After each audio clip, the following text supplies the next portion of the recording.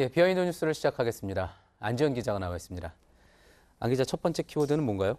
네, 첫 키워드는 비공개 지지 선언문입니다. 예, 비공개 지지 선언문. 어떤 부분이 비공개인 겁니까? 네, 오늘 보수 성향의 일부 인사들이 일종의 정치적 주장을 하면서 이 주장에 참여한 인사들의 명단을 절반 이상 공개하지 않은 겁니다. 예. 오늘 프레스센터에서 열린 행사였는데요. 320인 보시는 것처럼 320인 지식인 선언이라는 제목의 기자회견이었습니다. 문재인 대통령 퇴진과 국가 수호를 위한 선언이다. 이렇게 하면서 제목에 320인의 지식인이라고 적혀 있지만 320인이 정확히 누구인지는 보안상의 이유를 들어서 절반 이상을 비공개한 겁니다. 절반 이상을 비공개했다고요? 그러면서 보안상의 이유 때문에 그랬다. 구체적으로 어떤 지지 선언 내용이길래 보안상의 이유가 필요하다는 겁니까? 그래서 저희가 지지선언문 전문을 가져와 봤는데요. 일단 이 제목은 이렇습니다. 자유파괴, 국가파괴 주범 문재인 대통령을 대통령직에서 물러나라 이렇게 얘기하면서 그 이유에 대해서는 국정농단, 적폐청산, 사법농단의 낙인을 찍어 무죄 추정의 원칙을 말살했고 또 대북 정책은 국가안보를 파괴하고 있다. 이렇게 주장했습니다. 예, 그렇군요. 상당히 강력한 어떤 정치적인 의사 표현이었던 건데, 자, 그런데 지식인 320명이라고 했고 그중에 절반 이상을 이름을 공개하지 않았다고 이야기한 거잖아요. 네. 자, 정확하게는 그럼 얼마나 공개가 되지 않은 겁니까? 공개한 인원이 132명이었습니다. 그러니까 예. 약 40% 정도만 공개한 건데요. 60%가 공개가 안 된 거군요. 맞습니다. 예. 준비위원회 명단을 보니까 김문수 전 지사, 자유한국당의 김진태 의원과 심재철 의원 등이 포함돼 있었고요. 또 주요 참여 인사로는 박문진 이사장을 지냈던 고영주 변호사, 예. 그리고 복거의 대표, 주옥순 대표 등이 참여자로 돼 있었습니다.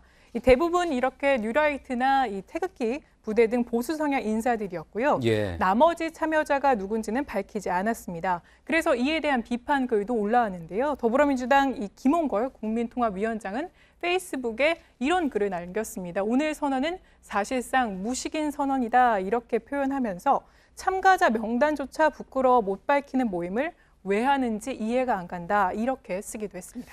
예, 그렇군요. 지식인 부분에 대해서도 그렇지만 320명 선언이 아니라 132명만 선언에 이름을 밝혔다 그러면 132명 선언이라고 해야 되는 게 아닌가 하는 생각도 해보게 되는데 어쨌든 132명은 공개적으로 지지 선언을 한 셈이군요. 맞습니다. 그래서 사실상 보안상의 이유가 뭔지 묻기 위해서 준비위원회 명단에 이름을 올린 김문수 전 지사와 직접 통화를 해봤습니다. 그랬더니 김 전 지사가 이런 말을 했는데요. 오늘 지지선언문 행사에 참석하지 못해서 자신은 선언문 내용을 알지 못한다. 그러니까 찬성 여부도 답할 수 없다. 그렇게 얘기했고요. 예. 자신이 준비위원인 것도 잘 모르겠다. 이렇게 답을 했습니다. 그래서 이번에는 주요 참여자로 이름을 올린 박상학 대표에게도 얘기를 했는데요. 박 대표는 자신은 문재인 정부의 대북 정책에 반대하기 때문에 이 지지 선언문엔 찬성을 했지만 선언문 전체 내용은 자신도 알지 못한다. 이렇게 얘기를 하기도 했습니다. 그렇군요. 결국은 이름을 밝히지 못한 보안상의 이유가 뭔지에 대해서는 여전히 좀 궁금함이 남는 대목이군요. 알겠습니다. 다음 키워드 볼까요? 네, 다음 키워드는 부끄러운 종이입니다. 예, 지금 화면에 나오는 거는 독도 모습 같은데 어떤 종이가 부끄러운 겁니까?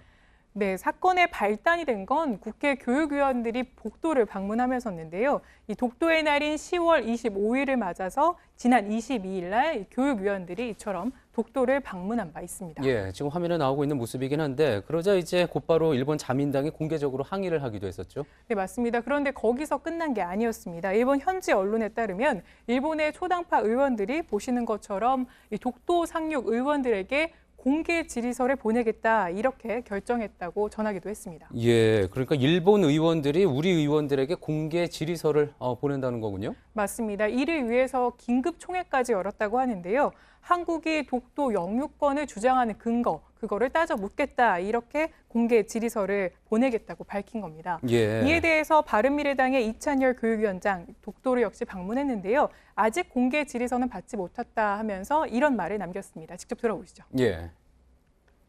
받을 필요도 없고 아마 공개 질의서는 대한해협 건너오다가 종이들이 창피해갖고 아마 대한해협에 다 자폭할 거라고 생각합니다. 일구의 가치도 없는 겁니다.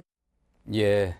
그래서 오늘 두 번째 키워드가 부끄러운 종이였던 거군요. 네, 맞습니다. 그런데 최근 독도가 우리 땅이 일본 땅이 아니라는 문서가 새롭게 발견된 바 있었습니다. 특히 우리 문서가 아니라 일본 소유의 문서였는데요. 해당 기사를 저희가 가져와 봤는데 내용을 보시면 김문길 한일문화연구소장이 공개한 일본 문서입니다. 예. 보시는 것처럼 1876년 일본 내무부가 시마네현으로 보내는 것이었는데 문서에 나온 내용을 해석을 하면 이런 내용이라고 합니다. 그러니까 울릉도와 한계의 섬, 그러니까 독도는 일본과 관계가 없으니 관심을 두지 말라 이렇게 적혀 있었다고 합니다. 예. 또 다른 기사를 찾아보니까 일본 학자의 주장이었는데요. 일본 정부가 외무성 홈페이지에 독도가 일본 땅이라고 주장하는 그 근거가 되는 고지도가 이 출처가 불분명한 모방판 지도다 이런 주장이 나오기도 했습니다. 예.